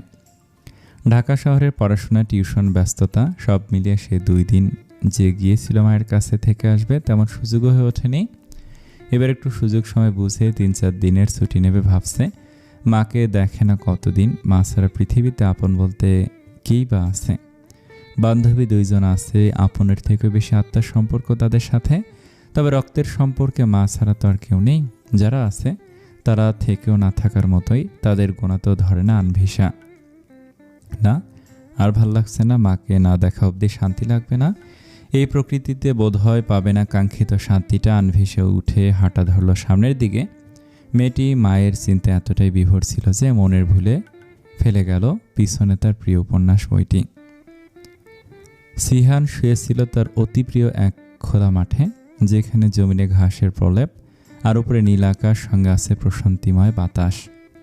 সে সুযোগ সময় পেলেই ছুটে আসে এই জায়গায়। এখানে একরকম আলাদা প্রশান্তি মেলে। কখনো কখনো মাঝরাতেও এসে বসে থাকে এখানে। নদীর পানির কলকল ধ্বনি আর শীতল বাতাস মুখরিত করে রাখে এখানকার চারিপাশ। এখানে এলেই এক ধরনের অপার ভালো লাগায় ছেয়ে যায় হৃদয় মাজার। আকাশ থেকে মুখ ফিরিয়ে এবার সে আশেপাশে নজর দিল। দূরে দেখা যাচ্ছে কিসের যেন একটা বই পড়ে আছে। কৌতূহল হলো জিনিসটার প্রতি। সে উঠে ধীর কদমে এগিয়ে গিয়ে হাতে তুলে নিল বইটি। হুমায়ূন আহমেদের অপেক্ষা বই। কে ফেলে গেল এটা? আশেপাশে নজর বুলিয়ে তেমন কাউকে দেখল না সে। দূরে দেখা যাচ্ছে একটি মেয়ে হাঁটছে, তাই স্পষ্ট বোঝা যাচ্ছে না আফসা আফসা ভাসছে মেয়েটির অবয়ব। সে হাঁটা দিল সেদিকে। এদিকে হাঁটতে হাঁটতে আনভিসের জুতো ছিঁড়ে গেল। এমনিতেই তো মন খারাপ ছিল, তার উপর জুতো ছিঁড়ে গেল। এবার রাগে দুঃখে সে পা থেকে জুতো জোড়া খুলে পিছনের দিকে ছুঁড়ে মারল। পিছনে না তাকিয়ে বইটি নেওয়ার জন্য মেয়েটির পিছু নিয়েছিল সিহান। খানিকটা কাছাকাছি গিয়ে মেয়েটিকে ডাকতে যাবে, অমনি একটি জুতো এসে পড়ল ওর বুকের কাছটায়। হতভম্ব হয়ে গেল সিহান। সেসব দিয়ে সিহান ফায়ানের দিকে কোনো মেয়ে জুতো ছুঁড়ে মারল। এই দিনও দেখতে হলো। মেজাজ সপ্তম আসমানে উঠে গেল সিহানের। রাগে ফুলে উঠল হাতের শিরা উপশিরা। মনে হচ্ছে এখন এই মেয়েটাকে তুলে আছাড় দিতে পারলে শান্তি লাগলো। বইটি দিবে বলে এসেছিল, যদিও এখন সিদ্ধান্ত পরিবর্তন করলো সে বইটি সে আর এই মেয়েকে ফেরত দিবে না। সে সামনে গিয়ে মেয়েটিকে কথা শোনাতে যে অমনি কিছুটা পা বেঁধে পড়ে যেতে নিয়েও নিজেকে সামলে নিল। তারপর নিচে থেকে দেখে এই জুতার অন্যটা পড়ে আছে তারই পায়ের কাছে। এবার সিহানের ইচ্ছে হলো জুতো জোড়া তুলে এই মেয়ের মুখে ছুঁড়ে মারতে। ততক্ষণে মেয়েটি চলে গেছে তার দৃষ্টিসীমার বাইরে। এই সিহান ফায়ানের দিকে জুতো ছুঁড়ে মারার মতো স্পর্ধা দেখিয়েছে এই মেয়ে। একে তো শাস্তি পেতেই হবে বেয়াদব মেয়ে। তোমার মুখে জুতো জোড়া ছুঁড়ে মারার জন্য দ্বিতীয়বার তোমার দেখা চাই। নিজে নিজে বিড়বিড় করে জুতো জোড়া তুলে নিল সে। ভেবেছিল তার বৃষ্টি বিলাসীকে খুঁজে বের করবে, কিন্তু এখন আগে অসভ্য মেয়েটাকে খুঁজে বের করে এই অপমানের জবাব দিতে হবে। তার জন্য প্রয়োজন এই জুতো জোড়া। এগুলো একমাত্র মাধ্যম মেয়েটাকে খুঁজে পাওয়ার। রোশনি টিউশন করিয়ে ফিরছিল, যদিও তার টিউশন পড়ানোর জন্য কোনো প্রয়োজন নেই। তার পরিবার যথেষ্ট বিত্তশালী, কিন্তু শখের বশে সে একটা টিউশন করায়। নাকের ডগায় চলে আসা চশমাটা হাত দিয়ে ঠিক করে সে একটু সামনে এগোতে দেখতে পেল অনেকগুলো কুকুর এই রাস্তায় দাঁড়িয়ে আছে। রাস্তায় এত কুকুর দেখে ওর আত্মার পানি শুকিয়ে এলো। ছোট থেকে সে কুকুরকে অনেক ভয় পায়, তার উপর এত কুকুর একসাথে বাড়ি ফেরার জন্য কোনো রাস্তাও নেই। তাকে বাসায় ফিরতে হলে অবশ্যই এই কুকুরগুলোর সামনে দিয়ে যেতে হবে। হে আল্লাহ, সে আল্লাহ আল্লাহ করে সামনে এগিয়ে গেল। কুকুরগুলোকে পার করে একটু সামনে যেতেই পিছনে তাকিয়ে দেখলো একটা কুকুর ছুটে এদিকে আসছে। এটা দেখে রোশনি মাগো বলে দিল এক চিৎকার দিয়েই সে চোখ বন্ধ করে সামনের দিকে দৌড়ানো শুরু করলো। জিদান বাইকে করে বাড়ি ফিরছিল, তখনই বাইকটা থেমে যায়। কি হয়েছে সে বুঝতে পারল না, হয়তো নষ্ট হয়ে গিয়েছে কিছু। সেই ভেবে সে বাইক নিয়ে ধীরে ধীরে হেঁটে যেতে লাগলো সামনের দিকে। এখান থেকে তার বাড়ি বেশি দূরে নয়, হেঁটে যেতে বেশিক্ষণ লাগবে না। সে হাঁটছিল, অমনি থেকে এক মেয়ে ছুটে এসে তার বুকে ধাক্কা দিল। সে বাইক রেখে খানিকটা পিছিয়ে গেল, ফলে বাইকটি মাটিতে পড়ে গেল। এদিকে মেয়েটিও তার বুকের কাছটায় শার্ট আঁকড়ে ধরে আল্লাহ আল্লাহ জপে যাচ্ছে চোখ বন্ধ করে, আর বলছে আমাকে বাঁচান প্লিজ। রাগে শরীর রিরি করছে জিদানের। শখের বাইকটি মাটিতে পড়ে আছে, আর এদিকে কোন না কোন মেয়ে তাকে স্পর্শ করছে। সে ধাক্কা দিয়ে মেয়েটিকে দূরে সরিয়ে দিল। কুকুর দেখে রোশনি দিক বিদিক শূন্য হয়ে দৌড়ে গিয়ে কিছুটা সামনে যেতেই কিসের সাথে যেন ধাক্কা খেলো। যতদূর মনে হলো এটা হয়তো কোনো মানুষ। সে কুকুরের ভয়ে তাকে আঁকড়ে ধরে বাঁচার আকুতি জানালো, কিন্তু নির্দয় মানুষটা তাকে ধাক্কা দিয়ে উল্টো কুকুরের দিকেই ছুড়ে দিল। রোশনি একবার পিছনে তাকাচ্ছে তো একবার সামনে, পেছনের কুকুরটা ওর কাছে চলে এসেছে প্রায়। এটা দেখে ও সব ভুলে আবারও ছুটে গিয়ে লোকটার পিছনে দাঁড়ালো। তারপর কাকুতি মিনতি করে বলল, প্লিজ প্লিজ, আমাকে বকলে পরে বকবেন, আগে কুকুরটার হাত থেকে আমাকে বাঁচান। জিদানের এবার হুঁশ ফিরল, সামনে তাকে দেখে একটা কুকুর দাঁড়িয়ে আছে। এবার যা বোঝার বুঝে নিল জিদান। নিশ্চিত মেয়েটা কুকুর দেখেই ভয় পেয়েছে। এই পর্যায়ে হাসি পেল ওর। কুকুর দেখেও কেউ এত ভয় পেতে পারে তা জানা ছিল না তার। সে একটু ঘাড় ফিরিয়ে পিছনে তাকালো, তখনই দেখলো ডাগর ডাগর ভীত আঁখি যুগল চশমার আড়ালে বন্দি।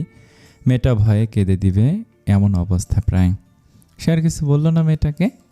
তার থেকে একটু দূরে দেখতে পেল একটা লাঠি পড়ে আছে। সে এগিয়ে যেতে নিল, লাঠিটা তুলবে বলে অমনি মেয়েটা পেছন থেকে তার শার্টের কোণা আঁকড়ে ধরলো। যাবে না প্লিজ, একটু হেল্প করুন, কুকুরটা আমাকে খেয়ে ফেলবে না হলে। জিদান এবার শব্দ করে হেসে দিল। কুকুর যে আস্ত মানুষ খেয়ে ফেলতে পারে তা সে কখনোই শোনেনি। মেয়েটা অতিমাত্রায় ভীতু তা সে বুঝে গেছে। অন্যদিকে রোশনি অবাক হয়ে তাকিয়ে আসছে লোকটির হাসি মাখা মুখের দিকে। এই গোমড়া মুখে লোকটা হাসলো কেন? সে কি কৌতুক বলল, কোথাও যাচ্ছি না, আপনার কুকুর তাড়াতেই লাঠি নিতে যাচ্ছিলাম। খবর দাও, আমার কুকুর বলবেন না। কুকুরের মতো ভয়ঙ্কর প্রাণী কখন আমার হতে পারে না। আচ্ছা বললাম না, এবার যেতে তো দিবেন, না হলে এটাকে তাড়াবো কিভাবে? আমিও যাব। আপনি এখান থেকে সরলে ওই কুকুর আমাকে কামড়ে দেবে। আচ্ছা আসুন। জিদান লাঠির কাছে আছে, সাথে সাথে ওর শার্টের কোণা ধরে এগোচ্ছে রোশনিও। তার মনে হচ্ছে সে হাতটা ছাড়লেই বোধহয় কুকুরটা ঝাঁপিয়ে পড়বে তার উপর। জিদান লাঠিটা নিয়ে কুকুরটার দিকে তাক করে ভয় দেখাতেই কুকুরটা উল্টো দিকে দৌড়ে পালিয়ে গেল। কুকুরটা পালিয়ে যেতে দেখে স্বস্তির শ্বাস ফেল রোশনি। অনেক ধন্যবাদ আপনাকে, আপনি না থাকলে আমি এতক্ষণে ওই কুকুরের পেটে থাকতাম।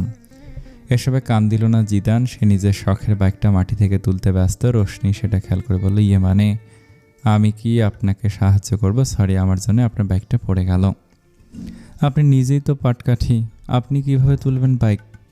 এমন কথায় অপমানিত বোধ করলো রোশনি। এই জন্যই বলে মানুষের ভালো করতে নেই। সে সাহায্য করতে চাইলো লোকটাকে, উল্টো লোকটা তাকে অপমান করে দিল। রোশনি ভাবলো সোজা হাঁটা ধরবে এখন বাড়ি দিয়ে, কিন্তু লোকটা তাকে এত সাহায্য করলো, তাকে না বলে গেলে কেমন দেখা যায় ভেবে বললাম আমি যাচ্ছি। তবে আমি কি আপনাকে ধরে রেখেছি? সে মানা করলে যেতে। কে মানা করলো যেতে? এবার আর দাঁড়ালো না রোশনি, সোজা হাঁটা ধরলো। দাঁড়িয়ে দাঁড়িয়ে অপমানিত হওয়ার কোনো মানে হয় না। বহুদিনের অবেলায় ঘরের এক কোণে পড়ে থাকা গিটারটা সযত্নে তুলে নিল তাজরিন। গিটারটায় ধুলোয় আস্তর জমে গেছে। বড় শখের জিনিস এটা তার, তবে সে নিজের শখকেও নিদারুণভাবে অবহেলা করতে জানে। তার চোখে যেন বিষাদ আঁকা। সে নিজের ঘাড় অবধি চুলগুলো বাঁধন থেকে মুক্ত করে দিল। তারপর গিটারের ধুলো ঝেড়ে সেটা নিয়ে বারান্দায় বসল সে। আপন মনে আকাশের দিকে তাকিয়ে গিটারে সুর তুলল। তারপর চোখ বন্ধ করে গাইতে শুরু করল। আমি তোমায় ভালোবাসি, জগতে হইয়াছি দোষী। আমি তোমায় ভালোবাসি, জগতে হইয়াছি দোষী। না পাইয়া তবু খুশি।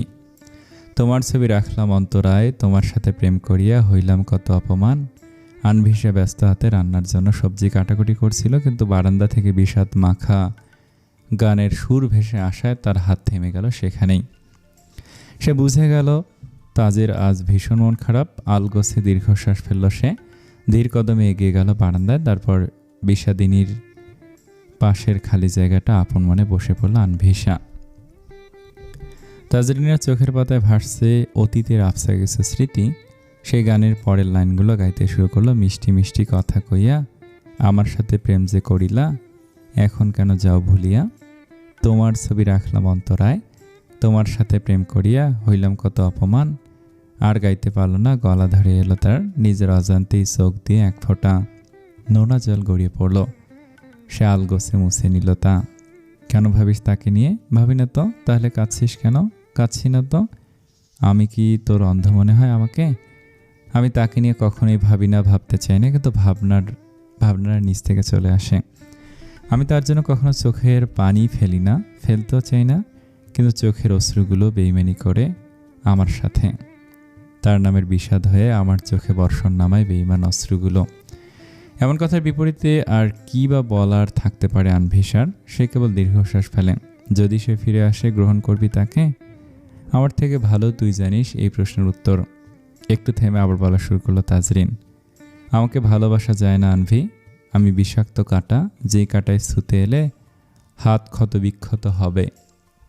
আমি সেই বিষ, যেই বিষ মরণ নিশ্চিত। তাজ, তোর তো আজ ভার্সিটি যাওয়ার কথা, যাবি না? প্রসঙ্গ পাল্টানোর আনভিসারও আর ইচ্ছে হলো না আগের প্রসঙ্গ টেনে বিষাদিনীর বিষাদ বাড়ানোর। সেও তাল মিলে বলল, হ্যাঁ যাবো তো, সবজিগুলো কেটে দিয়ে যাই। রোশনি এসে শুধু রান্নাটা বসিয়ে দিবে না হয়। আচ্ছা যা, দরজায় তালা দিয়ে যাস, আমি একটু বাইরে যাচ্ছি। বলেই আর দাঁড়ালো না তাজরিন। টি শার্টের ওপর একটা শার্ট চাপিয়ে বেরিয়ে গেল বাসা থেকে। তিন বান্ধবীর মধ্যে তাজরিন খানিকটা ভিন্ন। সে অন্যদের থেকে অনেকটা ব্যতিক্রম। শার্ট প্যান্ট আর শর্ট হেয়ারই দেখা যায় তাকে বেশি। অনেকেই তাকে দেখে নাক ছিটকায়, তবে তাতে তাজরিনের কিছু এসে যায় না। সে ডোন্ট কেয়ার ভাব নিয়ে চলাফেরা করে। তবে আমরা সবসময় যা দেখি তাই সত্য হয় না। চোখের দেখার পিছনে কিছু আড়ালে থাকে, কিছু তিক্ত অতীত থাকে, কিছু বিষাদ মাখা অধ্যায়। হয়তো তাজরিনের এমন চলাফেরার পিছনে কোনো গল্প আছে, কিংবা আছে কোনো কারণ। প্রকৃতি আজ খেপেছে। বৃষ্টি আসার আগ মুহূর্তে যেমন থাকে আকাশ, ঠিক তেমনটাই আজকের আকাশ। ঝড় হচ্ছে, বালুর ঝড়। ঝোড়ো বাতাস সব কিছু লন্ড ভণ্ড করে দিচ্ছে। বাতাসের সাথে বালুকণা আর ধুলোবালি উড়ে এদিক সেদিক ছড়িয়ে পড়ছে। আনভিসা এসেছিল ভার্সিটিতে, তবে এসে শুনলো আজ ক্লাস হবে না। কিছু নাকি ঝামেলা হয়েছে ভার্সিটিতে। সেই সুবাদেই ভার্সিটির ছাত্রছাত্রীদের ক্যাম্পাসে থাকতে বলা হয়েছে। সবার উদ্দেশ্যে ভার্সিটির ভিপি নাকি কিছু ভাষণ দিবেন। আনভিসার এসবে বিন্দুমাত্র আগ্রহ নেই। সে ভার্সিটিতে আসে পড়তে, পড়া শেষ হলে চলে যায়। কিন্তু এসব ভাষণ টাষণ শুনলে তো আর তার হয়ে কেউ কাজগুলো করে দেবে না। ভাষণ দিয়ে সে কোনো চাকরিও পাবে না। তো এসব অযথা কাজে সময় অপচয় করা আনভিসার একদমই পছন্দ নয়। সে ভার্সিটি থেকে বের হতে নিল, কিন্তু না, আবার তাকে বের হতে গেলে ক্যাম্পাস পার হয়ে যেতে হবে। মানে এতগুলো স্টুডেন্টের ভিড়ে এক প্রকার ধাক্কাধাক্কি করে বের হতে হবে। এটা ভাবতে বিরক্তিতে কপাল কুঁচকে গেল আনভিসার। এদিকে ঝড়ো বাতাসের দরুন ধুলোবালি চোখে পড়ছে। আনভিসা ক্যাম্পাসের মধ্যে শহীদ মিনারের দিকে এগিয়ে গেল। উদ্দেশ্য শহীদ মিনারের পেছন দিয়ে কোনো রকম বের হওয়া। সে সেদিকে পৌঁছাতে দেখতে পেল দূর থেকে এক কালো পোশাকধারী লোক বন্দুক তাক করে আছে শহীদ মিনারের ওপর দাঁড়িয়ে থাকা সাদা পাঞ্জাবি পরা একজন লোকের দিকে। পেছন থেকে লোকটার মুখ দেখতে পারল না, তবে বুঝতে পারল ওটাই হয়তো ভার্সিটির ভিপি। কিন্তু ভিপির দিকে বন্দুক তাক করে রেখেছে কেন লোকটা? চট করে আনভিসা পুরো ব্যাপারটা ধরে ফেলল। সে তার হাত ব্যাগটা সেখানেই ছুটে গেল শহীদ মিনারের দিকে। শহীদ মিনারের ওপর উঠে সাদা পাঞ্জাবি পরা লোকটাকে সজোরে ধাক্কা দিয়ে সরিয়ে দিল দূরে। ধাক্কা সামলাতে ধাক্কা দেওয়ার দরুন সে নিজে তাল সামলাতে না পেরে ছিটকে পড়ল শহীদ মিনারের পিলারের পাশে। ফলস্বরূপ তার কপাল অনেকখানি কেটে গেল।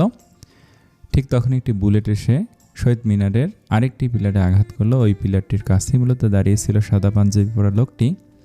আনভিশা ধাক্কা না দিলে লোকটির শরীরে লাগত গুলিটা। সিহান দাঁড়িয়ে ছাত্রছাত্রীদের উদ্দেশ্যে বক্তব্য দিচ্ছিল।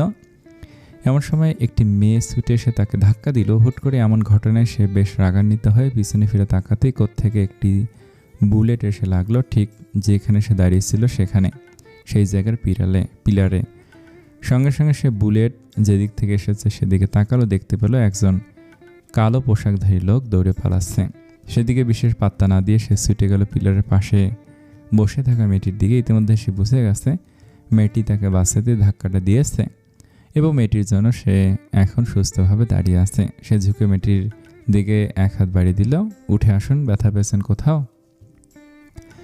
গম্ভীর পুরুষালী আওয়াজে আনভিশা মাথা তুলে তাকালো। দেখতে পেল একটি পুরুষালী হাত তার দিকে বাড়ানো। সে তার মুখের দিকে তাকালো না, নাইবা সে হাতটি ধরল, বরং নিজে নিজে উঠে দাঁড়ালো। তারপর পুরুষটির দিকে তাকালো। তাকেই যেন কিছুটা দ্বিধায় পড়ে গেল। তার মনে হচ্ছে সে লোকটিকে আগে কোথাও দেখেছে, কিন্তু কোথায় দেখেছে মনে পড়ছে না। অন্যদিকে মেয়েটি মাথা তুলে তাকাতে সিহান থমকে গেল। এ তো সেই বৃষ্টিবিলাসী মেয়েটি যাকে সে হন্যে হয়ে খুঁজেছিল। কিন্তু মেয়েটি এখানে কি করছে? হাজারো প্রশ্ন মস্তিষ্কে ঘুরলেও মুখাবয়ব স্বাভাবিক রাখল সিহান। এমন ভাব করলো যেন মেয়েটিকে সে চিনেই না। এটাই তার সাথে প্রথম দেখা। তার সূক্ষ্ম চোখে ধরা পড়ল মেয়েটির কপালের কাটা জায়গাটি, যেখান থেকে অল্প রক্ত বের হচ্ছে। সে স্বাভাবিকভাবে বলল, আপনার কপাল অনেকটাই কেটে গেছে, ডাক্তারের কাছে যাওয়া উচিত, চলুন আমার সাথে। আনভিশা ভাবনা থেকে বের হলো। হয়তো লোকটিকে রাস্তাঘাটে কোথাও দেখেছে। সেই ভাবনা ঝেড়ে ফেললো। লোকটি কথা শুনে সে কপালে হাত দিল। বেশ জ্বলছে জায়গাটা, হয়তো অনেকটাই কেটে গেছে, কিন্তু এইটুকুর জন্য সে ডাক্তারের কাছে যাবে না মোটেও। সে লোকটিকে প্রস্তাব নাকচ করে বলল, ধন্যবাদ, তবে ডাক্তারের কাছে যাওয়ার প্রয়োজন নেই, বেশি কাটেনি। সিহান ততক্ষণে আশেপাশে তাকালো। ক্যাম্পাস প্রায় খালি। গুলির শব্দ শুনে যে যেদিকে পেরেছে ছুটে পালিয়েছে। মেয়েটির উত্তর শুনে সে মেজাজ হারাতে বসেছে। শুনুন মেয়ে, একটু কাটুক কিংবা বেশি, আমায় বাঁচাতে গিয়ে আপনি আঘাতপ্রাপ্ত হয়েছেন, তাই আমার দায়িত্ব আপনার আঘাতে কিছুটা হলেও প্রলেপ লাগানোর। বললাম তো প্রয়োজন নেই, এতটুকু আঘাতে কিছুই হবে না আমার। সিহান আর কিছু বলল না। কিছু বলাটা বেমানান হয়তো। আনভিশা সেই স্থান ত্যাগ করতে নিল। অমনি পিছু ডাকলো সিহান, শুনুন মেয়ে, আনভিশা মিহিজা আমার নাম। সে যেই হোক, আপনি এখন যেতে পারবেন না। এহেন কথা শুনে আনভিশা অবাক হয়ে গেল। সে যেতে পারবে না কেন? মনের প্রশ্ন মুখে প্রকাশ পেল। কেন যেতে পারবো না? আপনি বুলেট ছাড়া ব্যক্তিটিকে দেখেছিলেন? হ্যাঁ, তবে মুখ দেখিনি। কেমন ছিল সে? কাইন্ডলি একটু বর্ণনা দিন। আনভিশার মনে হলো সে বড়সড় বিষয়ের মধ্যে পড়ে গেছে। যতই ঝুট ঝামেলা এড়াতে চায় না কেন, একজন ব্যক্তিকে হত্যা করার চেষ্টা করা হয়েছে, আর তার একমাত্র সাক্ষী সে নিজে। এই ঝামেলা তো আর এড়ানো যাবে কি? সে কি কি দেখেছে, কখন দেখেছে, সবটাই লোকটিকে বর্ণনা করতে হবে। সিয়ান আগন্তুক ব্যক্তিটিকে দেখেছে, তবু মেয়েটিকে লোকটির সম্পর্কে প্রশ্ন করার কারণ মেয়েটিকে যাতে আরও কিছুক্ষণ চোখের সামনে দেখতে পারে, মেয়েটির কণ্ঠ যাতে সে আরও কিছুক্ষণ শুনতে পারে। মেয়েটির সাথে যেটুকু কথা হয়েছে, মেয়েটি জড়তাহীনভাবে স্পষ্টভাবে কথা বলেছে। সিহান বুঝে নিয়েছে আনভিশা নামক মেয়েটি স্পষ্টভাষী। সত্যি কথা বলতে মেয়েটির বিন্দু পরিমাণও গলা কাঁপে না। এটা বুঝতে পেরেই সে আরেক দফা মুগ্ধ হলো মেয়েটির প্রতি। আনভিশা যা যা দেখেছে সবই অকপটে বলে দিল সিহানকে। বলা শেষ হতে সে বলল, এবার আমি যাচ্ছি, আশা করি আপনার আর কোনো ইনফরমেশন প্রয়োজন নেই। না, আর কিছু জানা নেই, ধন্যবাদ আপনাকে। আনভিশা কোনো প্রত্যুত্তর না করে তাড়াহুড়ো করে বেরিয়ে গেল ভার্সিটি থেকে। দিনের অবস্থা শোচনীয়। তাকে দ্রুত টিউশনি করিয়ে বাসায় ফিরতে হবে। যে কোনো সময় ধরনীর বুক চিরে বর্ষণ নামতে পারে। ভিজতে আনভিশার আপত্তি নেই, তবে পরপর দুটি টিউশন করাতে হবে, তাই এখন ভিজলে চলবে না তার। রোশনি এসেছিল বাজার করতে। বাজারের কাজটা তাজরিনই বেশি করে। রোশনি ইচ্ছে হলে এসে শখের বসে বাজার করে। লোকে শুনলে হাসবে, শখের বসেও কেউ বাজার করতে আসে। কিন্তু রোশনির শখগুলো ভীষণ অদ্ভুত। সে বাজারের ভারী ব্যাগটা হাতে ধরে মাছ বাজারের দিকে যাচ্ছে, অমনি কারোর সাথে ধাক্কা লেগে ওর হাতে থাকা ব্যাগটা পড়ে গেল। ফলস্বরূপ যা যা বাজার করেছে সব রাস্তায় ছড়িয়ে ছিটিয়ে গেল। নিচে পড়ে থাকা জিনিসগুলো দেখে রোশনির কান্না পাচ্ছে। তার সাথেই কেন সবসময় এমন অঘটন ঘটে? অন্যদিকে যার সাথে ধাক্কা খেলো সেই লোকটি রাগান্বিত হয়ে জোরে ধমক দিল ওকে। How nonsense! চোখে দেখতে পান না স্টুপিড? রোশনি চোখে চশমাটা হাত দিয়ে ঠিক করে লোকটার দিকে তাকালো। তাকে সে অবাক হয়ে গেল। এ তো সেই দিনের লোকটা। এই পৃথিবীতে এত মানুষ থাকতে তোমাকেই কেন আমার সাথে ধাক্কা খেতে হয়? রোশনির মনে হলো সে না হয় খেয়াল করেনি, কিন্তু লোকটি তো মনে হয় দেখেছে তাকে। তাহলে সমান দোষিত এই গুমড়োমুখ ছেলেটিও তার উপরও ভদ্রতা থেকে নিজের ভুল স্বীকার করলো। রোশনি, সরি, আমি খেয়াল করিনি আপনাকে। Sorry my foot. এরপর থেকে যেন আমার চোখের সামনে না দেখি তোমাকে, স্টুপিড। ছেলেটি এমন রূঢ় ব্যবহারের চোখে পানি এলো রোশনির। সে তো তার ভুল স্বীকার করেছে, এরপরও তার সাথে এত বাজে ব্যবহার কেন করছে অসভ্য ছেলেটা? সে আর কোনো বাক্য ব্যয় না করে নিচে বসে ব্যাগ থেকে পড়ে যাওয়া জিনিসগুলো পুনরায় ব্যাগে ঢোকাতে ব্যস্ত হয়ে গেল। মিস্টার জসিম সামনে এগিয়ে গিয়েছিলেন। তিনি তার ঘাড়তারা বদমেজাজি ছেলেকে ধরে বেঁধে বাজারে নিয়ে এসেছেন। এমন অসাধ্য সাধন করতে পেরে তিনি আনন্দে আত্মহারা হয়ে যাবেন। সামনে যা সবজি দেখেছেন সেটাই কিনে নিয়েছেন। সামনের দোকানে টমেটো দেখে তিনি সেদিকে চলে গিয়েছিলেন টমেটো কিনতে। ছেলের ফোন এসেছে বলে তাকে পেছনে রেখে এসেছে। হঠাৎ করে ছেলের ধমকাধমকির আওয়াজ শুনে তিনি তাড়াহুড়ো টমেটোর দাম মিটিয়ে বেরিয়ে এলেন দোকান থেকে। কিন্তু তিনি এসে তার বেয়ারা ছেলেকে একাই শটানে দাঁড়িয়ে থাকতে দেখলেন। তাহলে ছেলে ধমকাচ্ছিল কাকে? আরেকটু সামনে এগোতে দেখতে পেলেন একটা মিষ্টি দেখতে মেয়ে তড়িঘড়ি করে নিচে ছিটিয়ে পড়ে থাকা শাকসবজিগুলো তুলছে। তিনি বুঝতে পারলেন নির্ঘাত তার এই ছেলে মেয়েটিকে ধমকাচ্ছিল। হয়তো তার ঘাটতারা ছেলেটার জন্যই মেয়েটার জিনিসগুলো নিচে পড়ে গেল। তিনি হাড়ে হাড়ে চেনেন তার বজ্জাত ছেলেকে। তুমি কাকে ধমকাচ্ছিলে? বাবার কণ্ঠস্বর শুনে পেছন ফিরে তাকালো জিদান। তারপর প্রশ্নের উত্তর না দিয়ে উল্টো প্রশ্ন ছেড়ে দিল। শেষ তোমার বাজার করা? এত তাড়াতাড়ি শেষ হবে কেন? আরও কত কি কেনার বাকি আছে। কিন্তু তুমি আমার প্রশ্ন উত্তর দিলে না কেন? কি প্রশ্ন? কাকে ধমকাচ্ছিলে? একটা স্টুপিডকে। তুমি বাদে আমার চোখে তো সবাই স্টুপিড। স্টুপিডের মতো কাজ করলে স্টুপিড বলবো না? আচ্ছা, তা এখন কে স্টুপিডের মতো কাজ করলো? ওসব দেখে তোমার কাজ নেই। বাজার করতে এসেছো, বাজার করে বাসায় চলো। বেয়াদব ছেলে, কার সাথে ঝগড়া করছিল বলো? জিদান এই পর্যায়ে বিরক্ত হয়ে গেল। আঙুলে তাক করলো রোশনির দিকে। এই যে এই মেয়েটিকে ধমক দিয়েছি, এবার তুমি যাবে নাকি আমি চলে যাব? মিস্টার জসিম মেয়েটির কাছে গেলেন। এতক্ষণে রোশনি সবজি তোলা বাদ দিয়ে বাবা ছেলের দিকে হাঁ করে তাকিয়েছিল। এবার ভদ্রলোকটি সেদিকে আসতে দেখে সে নিজেকে কিছুটা ধাতস্থ করে নিল। মা, আমার ছেলে ফেলেছে এগুলো। আঙ্কেল, আপনার ছেলেকে? ওই যে অসভ্য ছেলেটা, ওটাই এমন কথা শুনে রোশনি হেসে দিল। ওর হয়ে আমি দুঃখিত মা। না না আঙ্কেল, আমার দোষেই হয়েছে এসব। আসলে আমি খেয়াল করিনি ওনাকে।